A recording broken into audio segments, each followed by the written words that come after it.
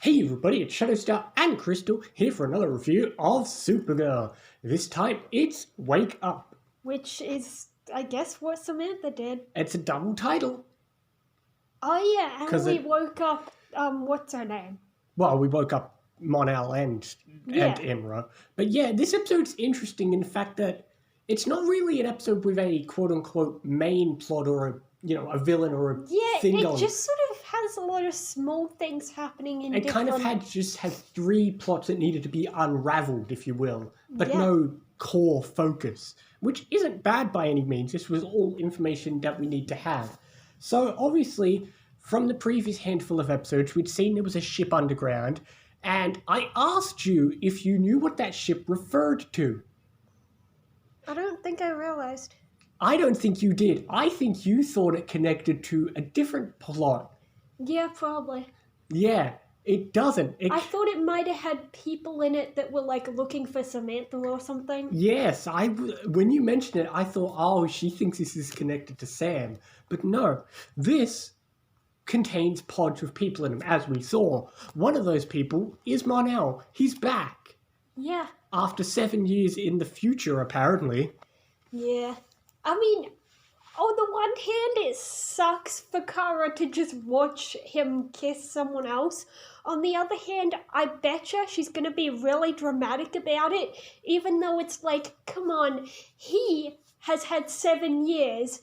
I'm sure he missed you at first, but he had to get over you because he thought he'd never see you again. Unfortunately for her, it's only been a few weeks.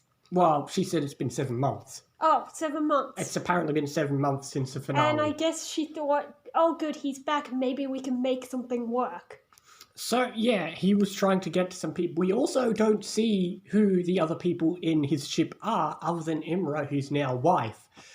She's from Titan, and perhaps comic fans may recognize her name, but we'll get to that later on when we develop more into her character. But yeah. Oh yeah, the people from that planet, they're called Titans, and we have a whole show about it. No, she's not from a planet called Titan. Oh. She's from a moon Titan. How was I supposed to know? I was just... Because it was mentioned by Mon-El earlier, when he mentioned something was it the language was set in Alien? Oh yeah. Yeah, Titan is a real moon of Saturn. Well, how was I supposed to know that? You don't know the moons of planets? No. It's just like... Wait, so they all have names, but does ours have a name other than just the moon? No, just like I don't think our sun has a name other than the sun. That's stupid. Our moon should have a name. Well, in a world like Supergirl where we have other civilizations, surely other people would have a name for it. Yeah. Whatever.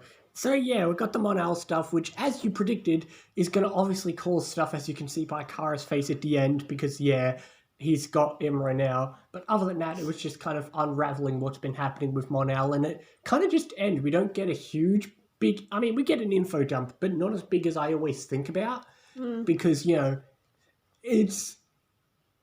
As you can see by the next episode, it's very interesting. This is going to be a bit odd, and it reminds where... It feels like there's more to this, but we kind of have to just pause it. Yeah, I know. I was surprised with how much was happening with Sam, considering what I knew has to happen next. Exactly. I mean, don't get me wrong, I know what follows in episode 9, and obviously, but it just kind of ends abruptly with Sam, and then you would expect it to continue, and it kind of does if you pretend the next episode doesn't exist. Yeah. And it's a weird thing. This only really happens with Supergirl, where, spoiler alert, not much in the upcoming crossover is going to have huge impact on Supergirl's plot. Yeah. And it really just feels like they're like, well, we got to have the crossover. But honestly, if you're watching this purely as a Supergirl fan... You could just skip the crossover. I honestly would say skip episode 8, 9 just follows perfectly fine. Yeah. I mean, if you want to watch the crossover because you want to see Supergirl or something, maybe just put that on hold, watch the crossover later. But if you only watch Supergirl, I say skip it for now. Yeah. Because it doesn't, spoiler alert, it doesn't have a huge impact on Supergirl's plot. And the next proper episode really does pick up where things left off. But anyway, we'll get to that episode when we get to it, which I can't wait because it's a good episode. But anyway, back to this episode at hand. We finally got information with Sam because, as we said, as we've seen, we've developed stuff. She doesn't know what's going on. She finally says, screw it, I'm going to go see my adoptive mother. I don't know. I can't remember if she's mentioned before that she's adopted. I was about to say, I don't think she's mentioned it before. But here you go. You find out she's adopted. And then we find out, she had a pod. I do find it interesting, and I don't think it was intentional, but I like the fact that we suddenly talk about the fact that Sam's adopted and an alien and all that. It kind of feels like it's parallel to last episodes, which delved a lot into Kara's past. But I feel like that's just coincidental theming. But yeah.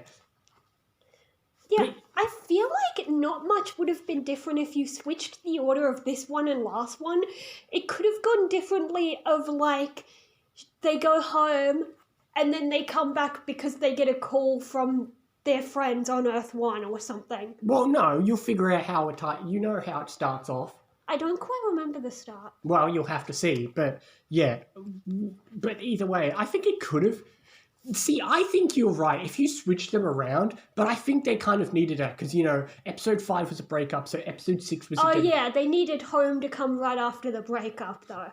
Which I don't think Alex was actually... No, she was in this episode. She didn't do much, but she was in the episode. Yeah. Yeah. But yeah, anyway, but obviously, I enjoyed all that stuff with Sam, and obviously, it's a really good... You really feel like you're going on this mystery journey with Sam. Like, the way you see her driving... I don't know whether it's a cinematography, but that scene where, like, she goes into the fortress and she has questions, it really feels like you're going on that mystery with Sam, because we've kind of...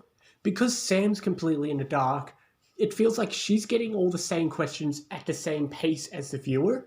So it really feels like a cool mystery that's unraveling at the same time. Yeah, I'm sure it would be even cooler if I was even more in the dark, but I did know quite a bit. That's a fair point. You know a decent amount of what's going, although you've not properly seen season 3. You've seen little bits here and there. So you knew what was going to happen with Sam.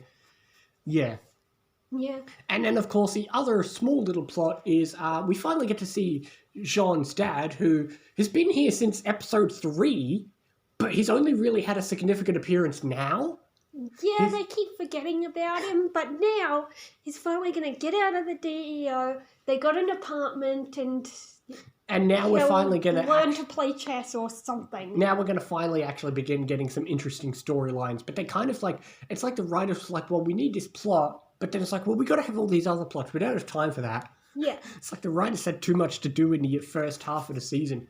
But still, I really enjoyed this episode. It's a tricky one because you don't have a huge, crazy, like, climax. It's just kind of, here's some information about Mon-El, here's some information about Sam, and a nice little plot with Jean's dad.